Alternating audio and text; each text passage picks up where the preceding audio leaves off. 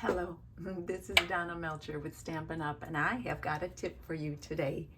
It has to do with our die cutting machine. So I've got our machine here all ready to roll, and it is open, so it's ready to be used. And I have a tip about our plates.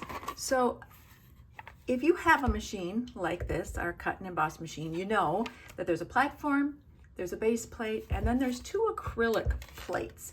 As you see, my acrylic plates are really dirty and cut up, but that's okay because we're cutting on them. That means they're well loved and well used. So I have a couple tips about when to know when to throw them away, when to replace them and get new ones. So your first plate on the bottom is going to be the dirtiest one.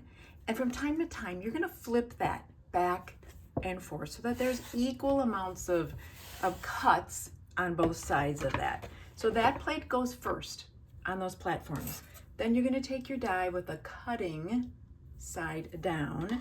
And just an extra little tip is that if you do a die, if you cut a die that's a rectangle or a square, turn it at a diagonal when you run it through your machine. Because if you don't and you run it just straight, it will go ka-thunk, ka-thunk as it hits those thick or tight rollers in your machine. So turn it at an angle.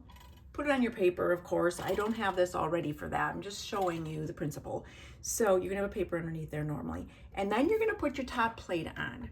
And I usually just write in the corner. It doesn't matter which corner, I just write it up there so that I remember which one is my top one.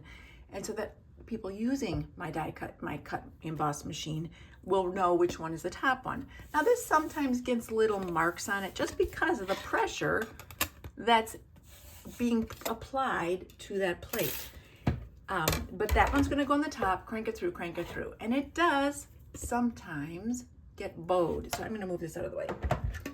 As I think you can see that this has got a slight bow to it. This one isn't bad. Sometimes they get worse.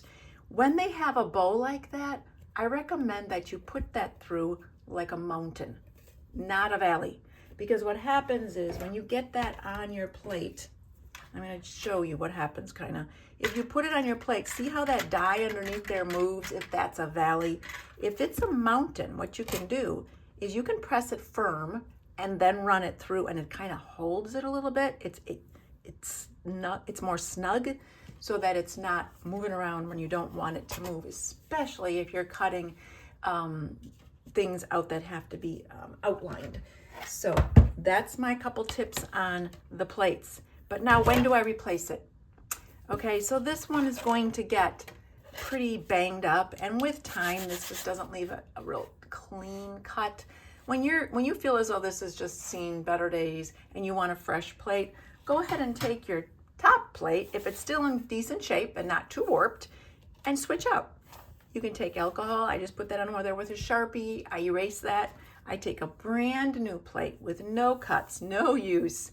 And then that one I'll mark top. And then I'll start using that as my top plate. So there is kind of a rotation going here. You don't need to replace them both at one time. Go in pieces and at different staggered times. And then you'll get the best use out of your die cut machine and your plates. Okay, I hope that helps. You can buy replacement plates and the die cut machine and your dies all on my website. So check it out. Let me know what you want to see in the future. Thanks so much. We'll see you next time. Bye-bye.